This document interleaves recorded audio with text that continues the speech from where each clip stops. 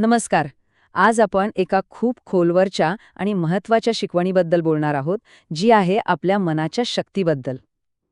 ही एक अशी प्राचीन शिकवण आहे, जी हजारो वर्षांपूर्वी दिली गेली असली तरी आजच्या आपल्या आधुनिक आव्हानांनाही तितकीच लागू पडते. चला, एका प्रश्नाने सुरुवात करूया. कधी विचार केलाय की आपला सगळ्यात मोठा शत्रू कोण असतो? कदाचित आपल्या डोळ्यासमोर एखादी व्यक्ती, एखादी परिस्थिती येईल, पण एक प्राचीन शहाणपण आपल्याला काहीतरी वेगळंच सांगतं. ते म्हणतं की आपला खरा शत्रू आपल्या बाहेर नाही, तर आपल्या आतच दडलेला आहे. आणि याच विचारावर आजचं आपलं विवेचन आधारलेलं आहे. आणि हीच तर खरी गोष्ट आहे, नाही का? बाहेरचं जग, बाहेरची आव्हानं तर आहेतच, पण खरं नुकसान तर आपलं अनियंत्रित मन करतं. आपलेच विचार, आपल्याच भावना जेव्हा त्या चुकीच्या दिशेने वाहू लागतात, तेव्हा त्या आपल्या प्रगतीतला सगळ्यात मोठा अडथळा बनतात. तर मग चला, ओळख करून घेऊया आपल्या ह्या सर्वात मोठ्या शत्रूची, आपलं अनियंत्रित मन. हा जो संघर्ष आहे ना, तो काही कुणा एकाचा नाही. चिंता, राग, मत्सर ह्या सगळ्या भावनांवर नियंत्रण मिळवण्याचा प्रयत्न हा खरं तर प्रत्येक माणसाच्या आयुष्याचा एक भाग आहे. बघूया हे नक्की कसं घडतं. यालाच म्हणतात स्वविनाश, म्हणजे स्वतःच स्वतःचं नुकसान करणं. जरा विचार करा, बाहेरचा शत्रू आपल्याला जास्तीत जास्त काय करेल? शारीरिक इजा पोहोचवेल. पण आपलेच चुकीचे विचार, ते आपला आत्मविश्वास, आपली मनःशांती आणि आपलं भविष्य आतून पोखरून काढतात. असं नुकसान दुसरं कोणीही करू शकत नाही.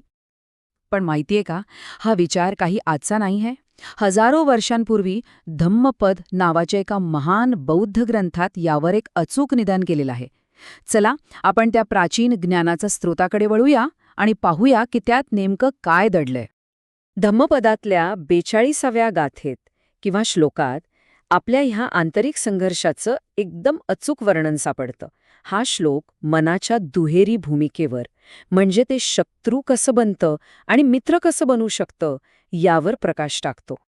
दिसो दिसम यम तम कर्या वेरिवापन वेरिना मिच्छापण हितम चित्तम पापियूनम ततो करे. बघा, किती शक्तिशाली शब्द आहेत हे.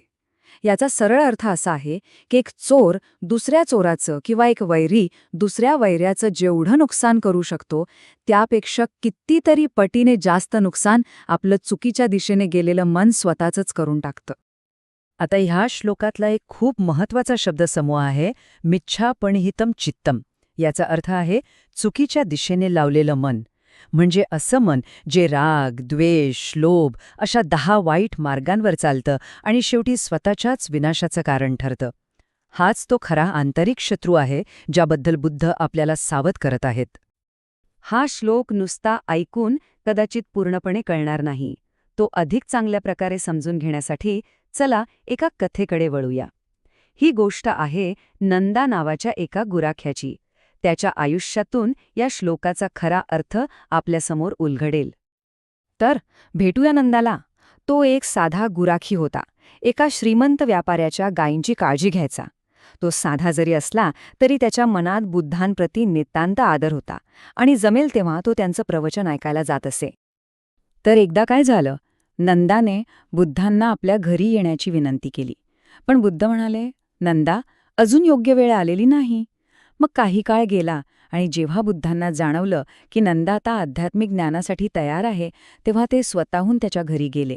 तिथे 7 दिवस राहिले, त्याला शिकवण दिली आणि त्यातून नंदाला ज्ञानप्राप्ती झाली. यातून बुद्धांची अचूक वेळ साधण्याची दृष्टी बघा, किती विलक्षण होती. पण या ज्ञानाच्या सर्वोच्च क्षणीच एक दुर्दैवी आणि दुःखद घटना घडली. बुद्धांचा निरोप घेऊन घरी परतत असताना वाटेत एका जुन्या वैऱ्यानं नंदाची हत्या केली. ही बातमी जेव्हा बाकीच्या भिक्खूंपर्यंत पोहोचली, तेव्हा ते खूप दुःखी झाले आणि त्यांच्या मनात एक शंका आली. ते बुद्धांना म्हणाले, भगवान, जर तुम्ही तिथे गेला नसता तर कदाचित नंदा मारला गेला नसता. तुमच्या येण्यामुळेच हे घडलं का? तेव्हा बुद्धांनी त्यांचा गैरसमज दूर केला. ते म्हणाले, भिक्खूंनो, असं समजू नका.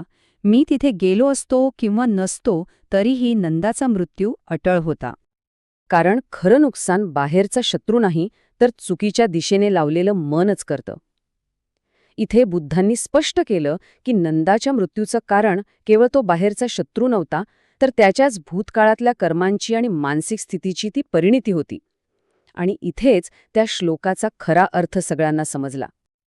तर मग ह्या प्राचीन कथेतून आणि श्लोकातून आपण आपल्या आजच्या धावपळीच्या जीवनासाठी काय शिकू शकतो? चला, ह्या ज्ञानाला आपल्या 21व्या शतकातील आव्हानांसाठी एका व्यावहारिक नियमावलीमध्ये बदलूया. मनावर ताबा मिळवण्यासाठी एक सोपी 3 टप्प्यांची प्रक्रिया आहे. पहिलं म्हणजे ओळखा. जेव्हा मन राग, मत्सर किंवा विचलनासारख्या चुकीच्या दिशेने जातंय तेव्हा त्याबद्दल जागरूक व्हा. दुसरं, थांबा. लगेच प्रतिक्रिया देण्याऐवजी एक क्षण थांबा. आणि तिसरं, दिशा बदला. जाणीवपूर्वक आपलं लक्ष आणि आपली ऊर्जा अधिक सकारात्मक आणि रचनात्मक गोष्टींकडे वळवा. आणि ही प्रक्रिया रोजच्या जीवनात खूप उपयोगी आहे. समजा कामाच्या ठिकाणी खूप ताण आहे, तर चिडचिड करण्याऐवजी एक क्षण थांबा. सोशल मीडियावर मन विचलित होत असेल तर तो मोह ओळखून फोन बाजूला ठेवा. नात्यांमध्ये रागाच्या भरात काहीतरी बोलण्याऐवजी एक क्षण थांबून शांतपणे संवाद साधा.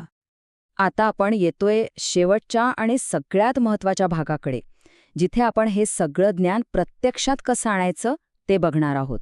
ही एक प्रकारची सराव प्रयोगशाळा आहे, जी आपल्याला रोजच्या जीवनात खरा बदल घडवण्यासाठी एक साधं पण प्रभावी साधन देईल.